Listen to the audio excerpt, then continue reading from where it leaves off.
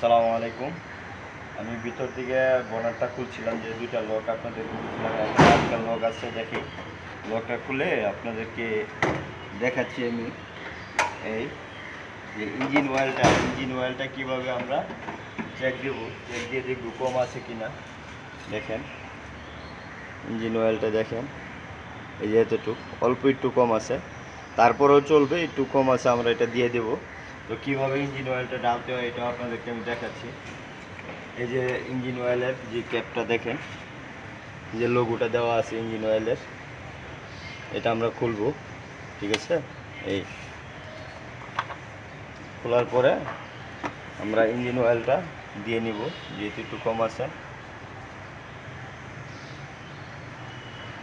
তো যে পরিমাণ কম ছিল আমি অনুমান করে দিয়ে দিয়েছি। তারপরে ক্যাপটা ভালোভাবে লাগিয়ে দিলাম।